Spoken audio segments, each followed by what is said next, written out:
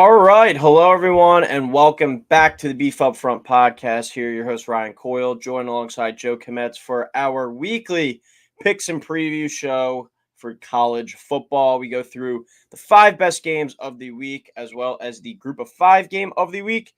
And we give our lock of the week, as well as our dog of the day. But, Joe, week one's behind us. We had some great games. It felt good to get to a bar stool, I think, at about 12:03 on Saturday, and left around 5, and then from there it was kind of watch where you went, but it was good to have wall-to-wall football all day Saturday.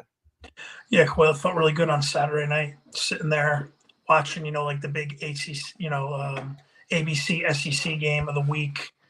It felt awesome watching Notre Dame win. It felt good watching college football again. Feels good to be back. It's starting to get cooler out now. We're really starting to get into the fall time now. We already have seasons ending. Like it's crazy, We're only a week, 2 weeks if you want to count week 0, but really only a full week into the season, and we already have so much uncertainty in college football, and it's awesome, and I'm here for it, and I just can't wait to talk about this week because we have another great week coming up. Yeah, I think the marquee games a little less this week, but there's still a bunch of good games, a bunch that are going to have close eyeballs on them, and a really good game to start us off on Saturday at noon. But we'll recap our records from last week real quick. Couldn't get more average than what we did last week, Joseph. I went 10-10, 3-3 straight up, 2-4 against the spread, 4-2 on my totals, 1-0 on my dog of the day with UNLV. I think they won 27-7 against Houston. And my lock of the week was LSU -4. They lose outright to USC. So I'm now 2-0 on my dogs and 0-2 on my locks. And if you remember last year, my locks were getting really shaky. I just started going with USC overs at one point because seemed like it was hitting every week. But dog of the day, I've had a pretty good track record over the few years. So see if we can keep it rolling there. Joe, you went 10-9-1 last week, so just about as average as it gets to. 3-3 straight up, 3-3 against the spread, 3-3 on the total. You pushed on your dog of the day. Who was your dog of the day? Oh yeah, Minnesota at +2.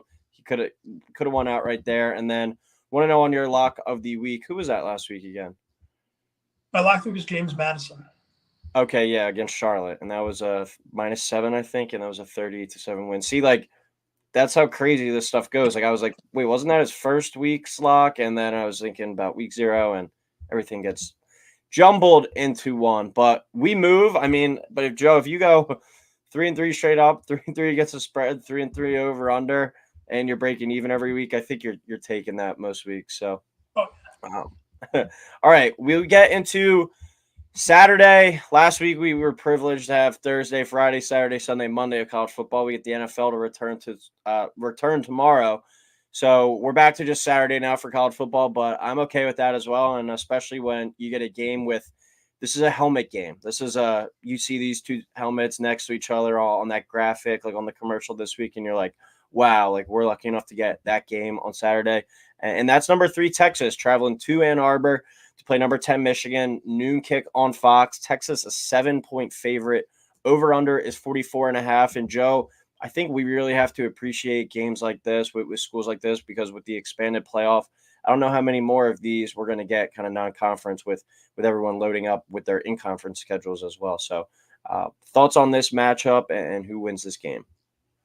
yeah, Coyle. I mean, I agree. Definitely, we got to take these games, and really appreciate them because 5 years from now, like a big non-conference game could be like Temple going to Oklahoma. Like it's sad to say, but it is true. Um, but I'm taking Texas here, 23-17. The thing I like this week was very hard for me picking a lot of these spreads, picking over unders because I want to be able to watch week 1 and just jump and immediately say I know this team. Like Michigan struggled. I know the game ended 30-10. Michigan benefited from a pick 6 with Fresno trying to go in a score. So that game was definitely closer than the score made it look. It was a really ugly game. Orgy not getting the start for Michigan was kind of surprising, if you ask me. I kind of thought he was going to be a lock all offseason to start week 1. Who knows? If Michigan's struggling early, he might come in at some point this week. But I'm just kind of chalking that up to first game jitters. I don't know, like coming off the national title, new coach, everything. Everyone's expecting you to smoke Fresno State. You know, you kind of struggle a little bit and end up in a dogfight. Like now, granted, I made the same mistake with Florida State when I picked them to beat Boston College. So I'm going to take Michigan to cover. I think Texas will still win the game, but game kind of reminds me of the Texas Bama game from a couple years ago when Texas was still in Big 12.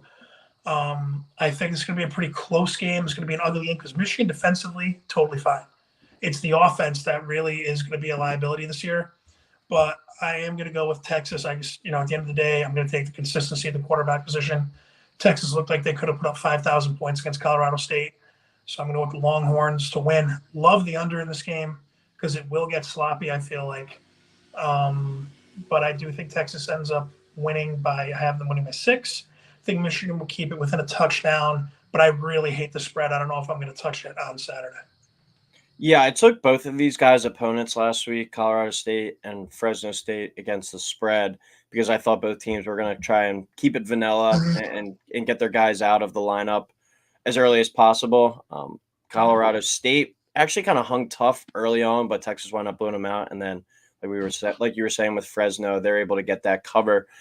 So split on that, and maybe Michigan wasn't keeping it vanilla. Maybe their passing game just not going to be good. I mean, the Davis Warren story is a great story. A former cancer patient now walks on at Michigan and is now your starting quarterback. That's an awesome story.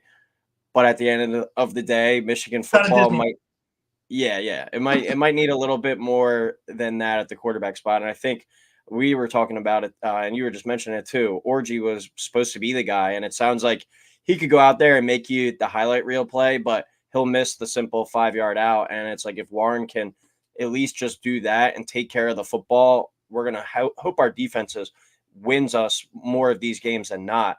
But when you look at a team like Texas, you're going to have to eventually go out there and score some points because I don't think you're going to be able to hold them down the entire day. So I'm going to make the prediction that Texas goes into the big house and takes down Michigan and absolutely dog walks them up and down the field. Talking like it's nobody's business.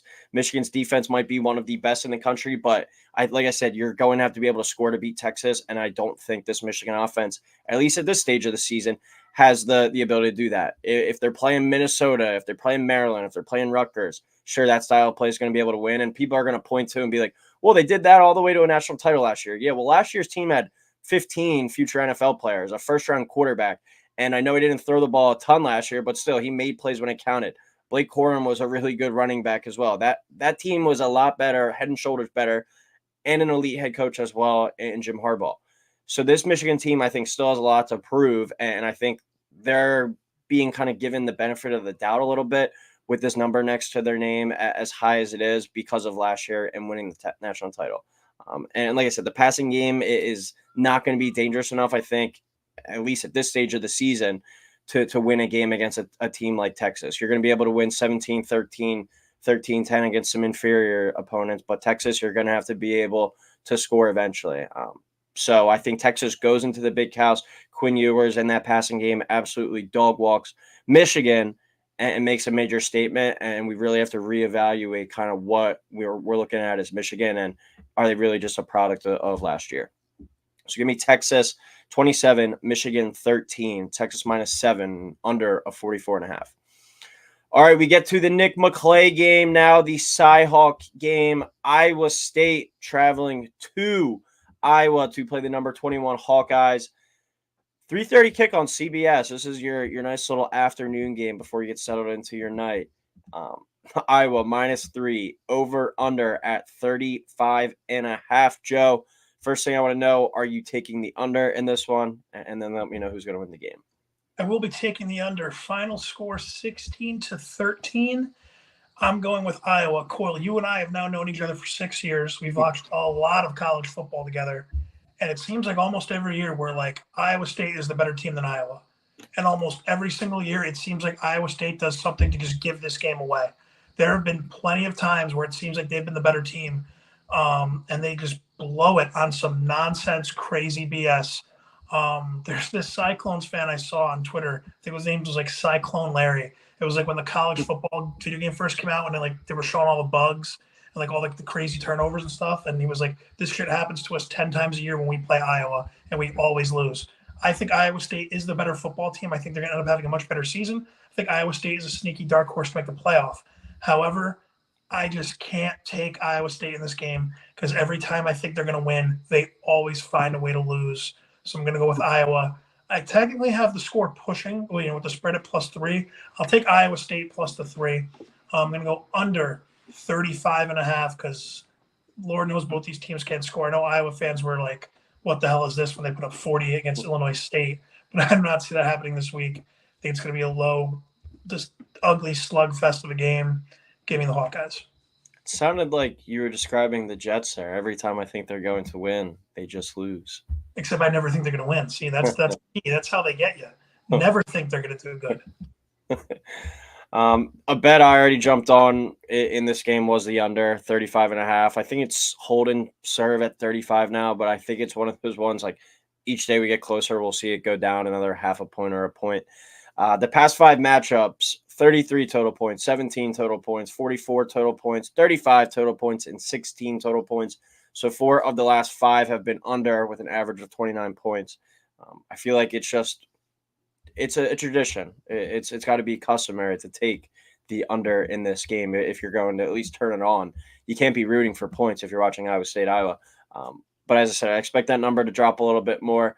And just keep it honest, it's not a super exciting game, but it is an important one. I see both of these teams flirting in that area of 8 to 10 wins, and if all goes well, potentially vying for a playoff spot at the end of the day. All it takes in the Big 12, I think, is for some chaos, and you could get an 8-4, 9-3 team in the Big 12 title game, and then you're 1 win away from going to the playoffs. So this game could be looked at too as a data point down the line, maybe for like that 11 spot.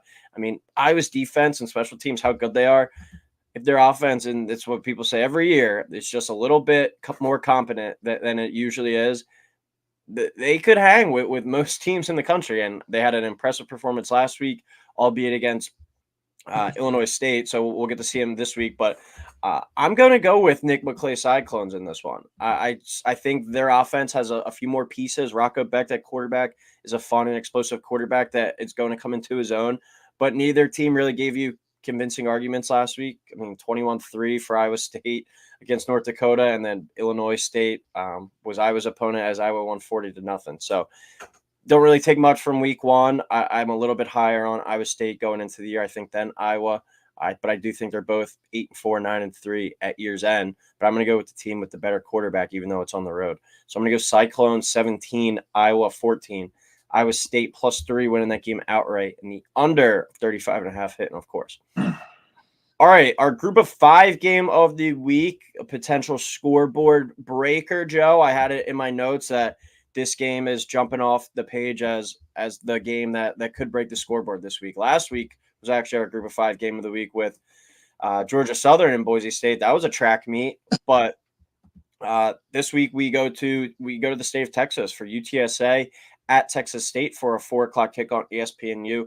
Texas State -1.5, over under 63.5. That was as of yesterday afternoon when I made up the document for our games of the week. When I looked at it around 8 o'clock or 9 o'clock in the morning, it was at 60.5. So this number might have even climbed even more since I first put it in, Joe. But thoughts on this matchup? I think this matchup is going to rock. I mean, I think this is a game that definitely warrants being one of the TV games, especially if you need a little palate cleanser when you're watching Iowa State. Put this game on next to it. It's going to look like 2 completely different sports. I have Texas State. I have the Bobcats winning at home in the I-35 rivalry. People forget rivalry game. 45-37. I have your Bobcats -1.5. I'm taking the over here. I think this game is going to be a lot of fun, a lot of high scoring. Texas State, a really weird week 1 game against Lamar. They only won 34-27, but they were up 18-0 at the half. Then they were up 34-17 with 5:30 left, and Lamar kind of made a crazy rally late. Obviously, I didn't watch a second, but I'm kind of chalking that up to G5 team saying we have this game in the bag and almost blowing it.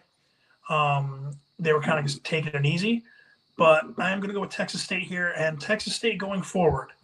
If they win this game, to quote John Rothstein, I know we're still in very early in college football season. College basketball is not for a while. but they put themselves in position to be in position because Thursday night, so it'd be next Thursday, a week from tomorrow, they have Arizona State coming to town.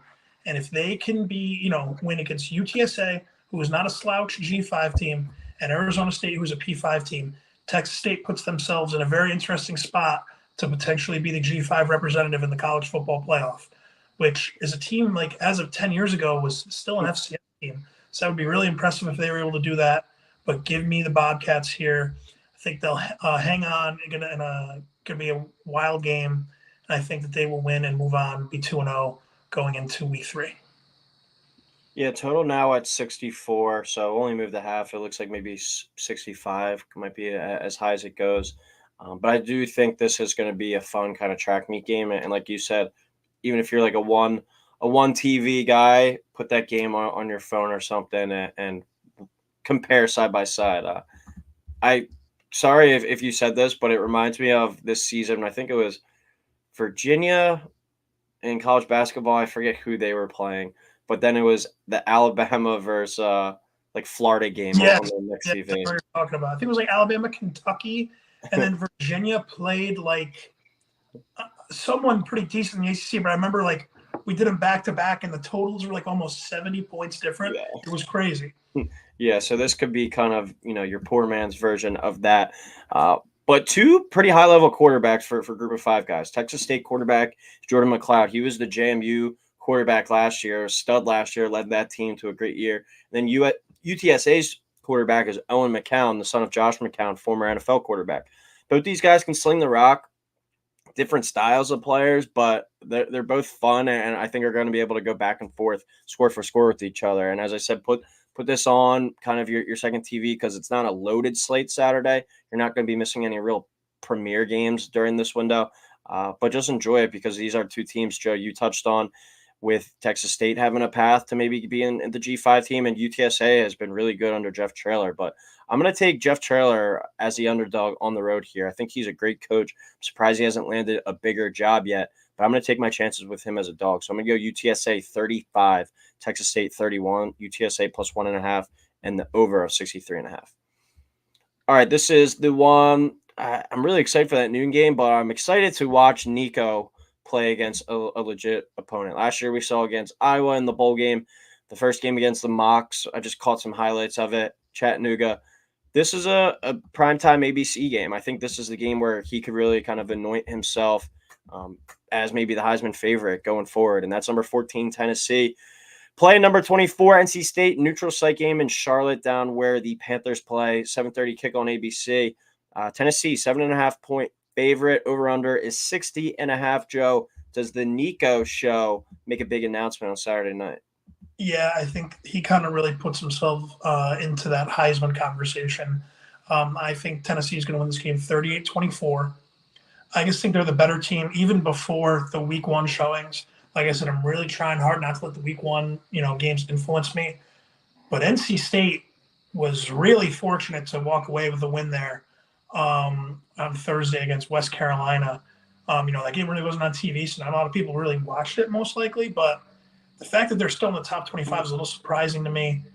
I know the ACC is begging NC State to win this game because you had Clemson lose, to Georgia. They got murdered. Virginia Tech, who Coyle, you and I were both very, very high on, lose to Vandy. It's funny. I was wearing the Vandy shirt. All the people making fun of me last week. Look at Vandy 1-0.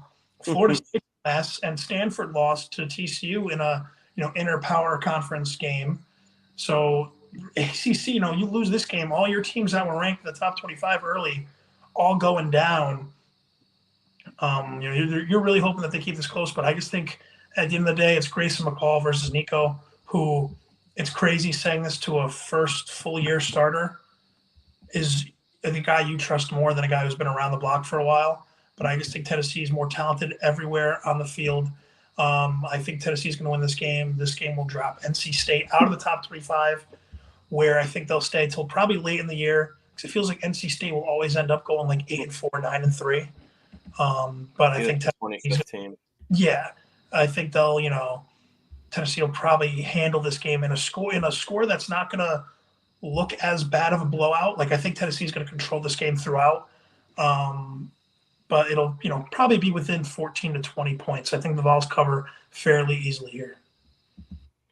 Yeah, we were saying NC State dogfight last week against Western Carolina on Thursday night. That was a game I was kind of tuning into throughout.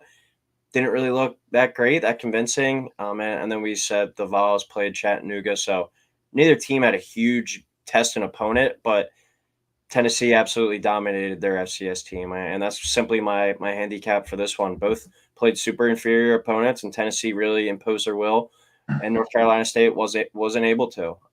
I don't understand the hype that NC State was kind of getting this offseason. People were throwing them out maybe as a potential ACC champ or dark horse. I thought they were more of an 8-4 to 7-5, and as you just said, being like the 24th or 25th team at the end of the year, just because you got to rank 25 teams at the end of the day. Don't really think they're a team deserved to be in ranked. And the Nico train is off and running, and I think he gets a huge test here and his first chance in prime time to make a statement. But I don't think he's phased. I think the Vols win this one comfortably by 10. I'm going to go Tennessee 34, NC State 24. So Tennessee minus 7.5 and under 60.5. Okay.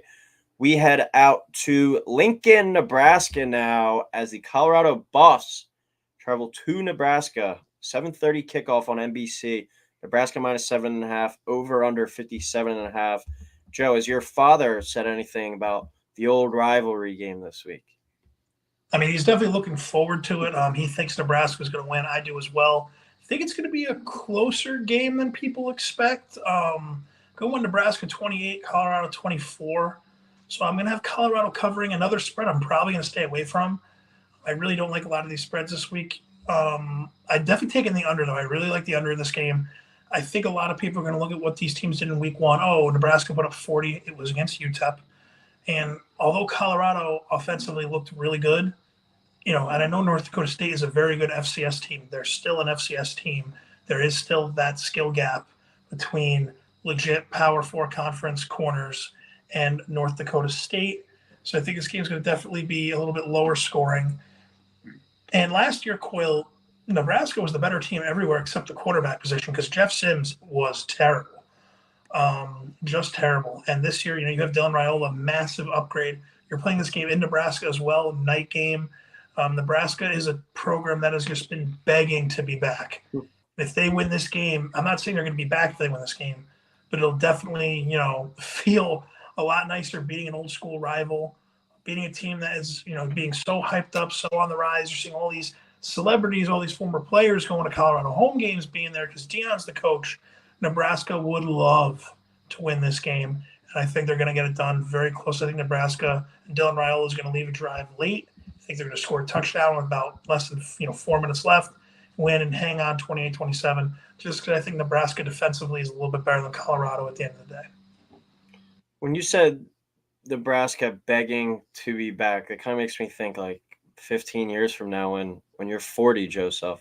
What's the program that you're going to be saying that about from your childhood? Being back? What do you mean? Like a team that from when we grew up that kind of just fell off in the face of like a dominant program. I mean, Notre Dame probably, just because that's how I'm going to be. My life will be over. But this is actually really cool. It'd be funny to see like Bama after Saban, like if they maybe fall off, or in terms of like a consistent program, maybe like Oklahoma State after Gundy leaves, like if they just fall into complete irrelevance, that would be something. But cool. That's a great question. That's like a good off season. Like if we're bored, keep that in the back of your mind. That's a really good question. That could be a good like podcast to do. But probably Notre Dame because my life sucks.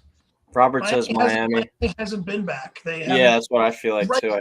In this moment, yes. But in what you're saying, Coyle, 15 years from now, who maybe Miami might be winning, 5 national titles over the next 15 years. But definitely they're on the come up right now. I do agree with that. I think my pick would be Clemson. Yeah, I could see Clemson fall. I mean, I'm not saying it's fully starting, but that was a bad second half against Georgia. Robert check in with USC as well. I mean, yeah, USC, once again, it would be interesting because right now they've kind of been – they're not at the level of winning national titles, but they are starting to be a little bit more consistent now. That's a massive win. setting them up for their season, after beating LSU. And it just makes that the Mets are back, by the way. Speaking of a team that's not back, Grand Slam 4-0. I got my phone going because this stupid computer is still making the sounds. But yeah, USC is another team, definitely. Then that game at the end of the season with Notre Dame is going to be really, really interesting. You could have two potentially, one loss or better teams. So that'll definitely be. I don't want to go on a tangent and talk about the future right now. We still got a couple games to talk about for this week. Yeah, Nebraska, 5 national championships, 3 in the '90s. That's pretty insane to where they are. I mean, they haven't been to a bowl game since 2016, which is wild. And they were in the Natty. I'm sorry, Coyle, this last thing, and I'll let you go. They were in the Natty in 01. Miami smoked them. Maybe it was 2, but they were in the Natty within the last 20-something years. So it is just interesting to see how quickly they fell off. Sorry. But I do think this game is appointment television on Saturday night. 2 of the top QBs in the nation, with Shedeur and Dylan Raiola. And just as we talked about with Nico, like if you are at a bar or you have the luxury of having 2 TVs, like you might be looking at the future of the sport on Saturday night, both playing at the same time with Dylan on one TV and Nico on the other, both on the national stage. I think we saw on Thursday night, though, that the Colorado defense is still going to struggle this year, and the offensive line still isn't great, and that was against an FCS team. Shedeur threw for 445 yards. He's a hell of a player, but I think it's sometimes a little bit too much of a two-man show with him and Travis to really be confident that they can go forward. It's not like the NBA or college basketball where you can have a guy just go out there and completely take over a game. You really need more around them and more assistance to help go forward. And I just don't know if they have the parts like that.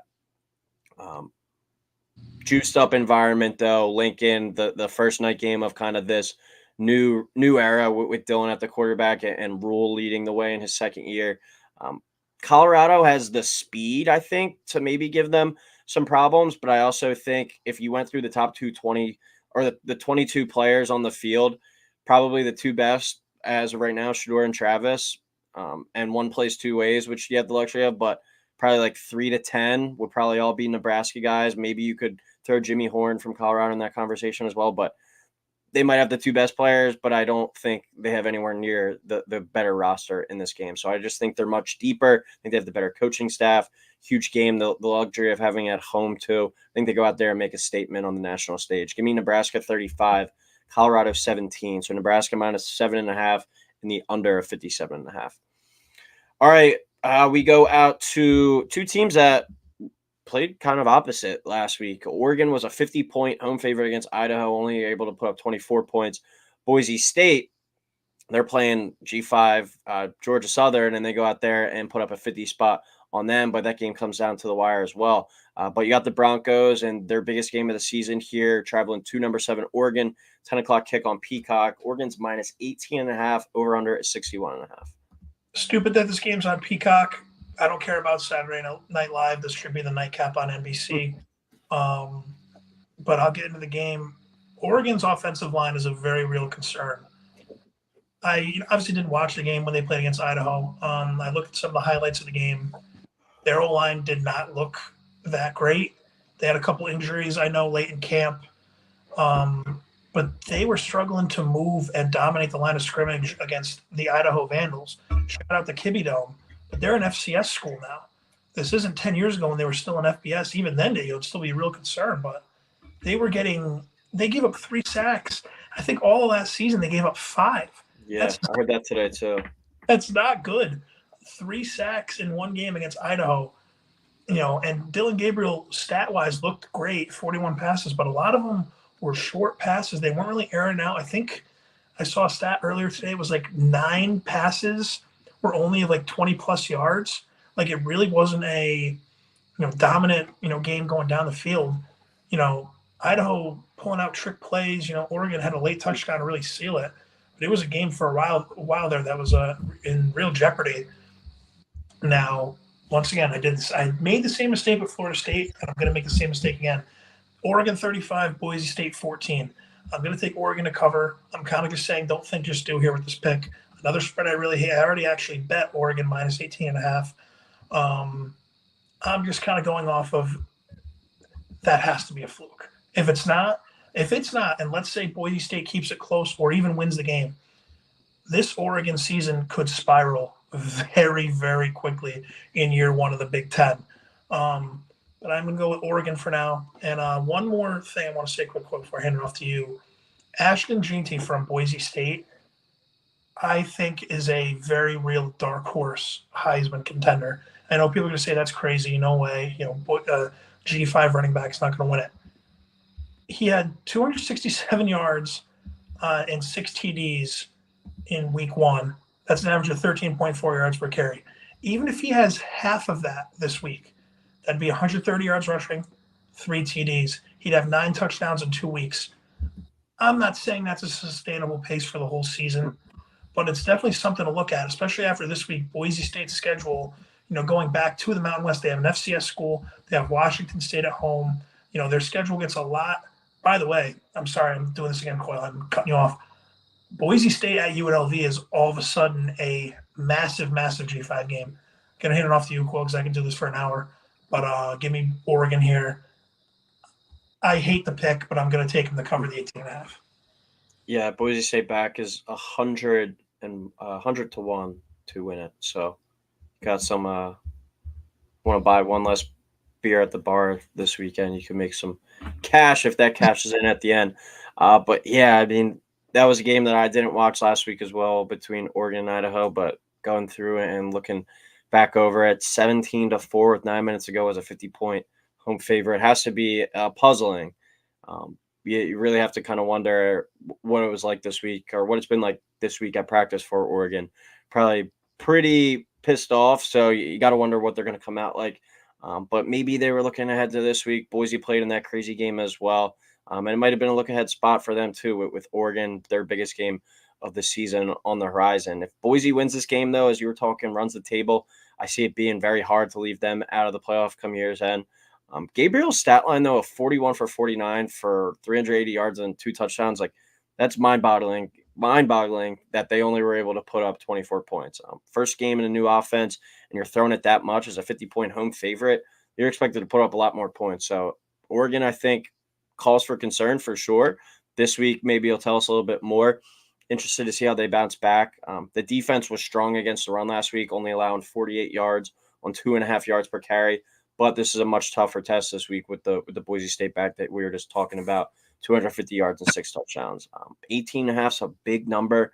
I think it still might take a little bit more time to get Dylan Gabriel fully acclimated. So I'm going to take Boise State to make this a game, but Oregon to win 35-28. So Boise State plus 18.5 and over 61.5. All right. Well, that is our Big 5 games of the week, as well as our group of 5 game of the week. We get into our dog of the day segment now, our favorite underdog against the spread on the week. Joe, I'm going to go down to Clemson, South Carolina. I'm going to go with App State at plus 18. I think these boys could win it outright. App State's not afraid.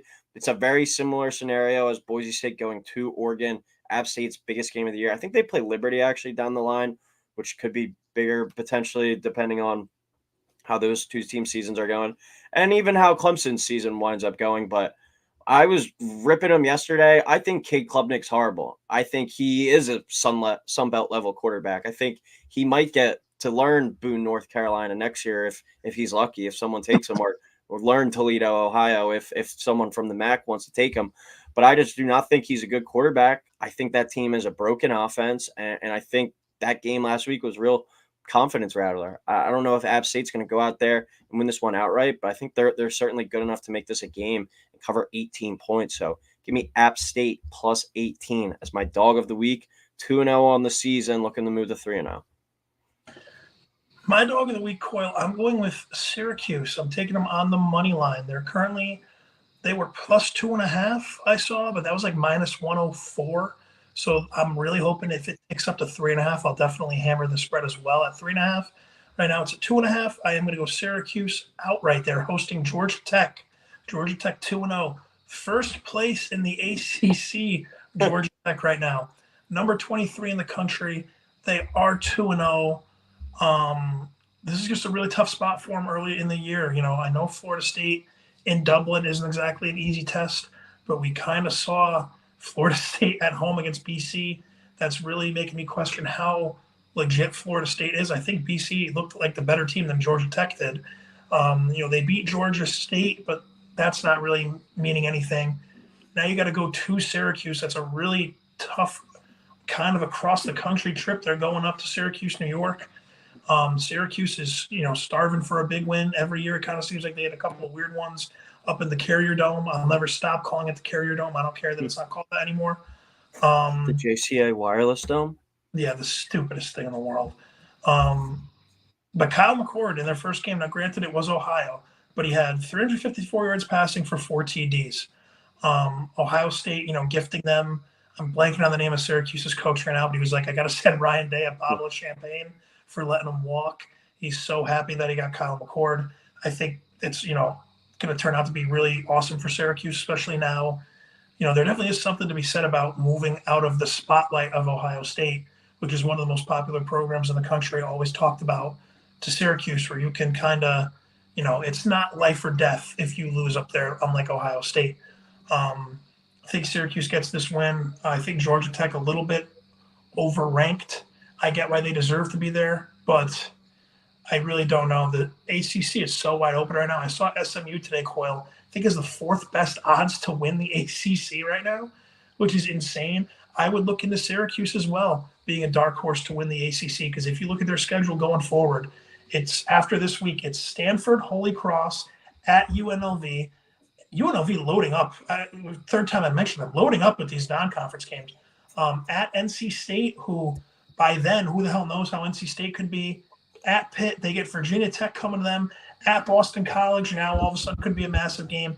At Cal, home UConn, and then they get Miami coming to them. But they avoid Florida State and Clemson, the 2 of the 3 preseason best teams. They get the probably best team in the ACC coming to the JCA Wireless Dome. But I'm going to go Syracuse this week outright against Georgia Tech and really put their season kind of into gear. All right, and then the lock of the week. I'm 0 of 2 on this so far. You are 2-0? I think 1-1. I had the under in the New Mexico game. That game turned out to track me. Yeah. All right. Well, 1-1. All right. My lock of the week this week. Let's try it again. Going a different route. So far, I've gone team total with SMU and LSU spread. Both 0-2. We're going to go 2 money lines this week that form up to a -118. Tennessee and Nebraska. We talked about them both playing at 7:30. So you get them both side by side at the same time too. You can root them on. Tennessee, Nebraska. Give me them on the money line this week. Already went down and broke down the entire matchup, but that is my lock of the week for this week. My lock of the week, I promise you it won't be that long-winded this time. I'm going to go with Kentucky -9.5. I got them at -120. So that means, it might move up to 10.5. So I would try to get that as soon as possible. But I really like Kentucky there, -9.5 at home. The first, SEC 3:30 game of the year. I know last week you had Georgia, Clemson, but this is the first and you had the Florida Miami game. This is the first SEC versus SEC on ABC, the 3:30 slot. I just think Kentucky's a sneaky good team this year. I think they're going to be kind of 8-4, 9-3. Coyle, I think they'll be in the top 25 when we go to the Tennessee-Kentucky game later in the year. Just think Kentucky's really good. Think South Carolina's really not. That was a really eye-opening game against Old Dominion. Give me Kentucky -9.5. All right. Well, that'll do it. Week 2 in the books. 3rd show of the season down. And several weeks ago. But we're cooking. We're starting to finally get some film on these teams, some data on these teams, and some more talking points. But as always, thank you, everyone, for tuning in. Please like, subscribe, and we'll talk next week.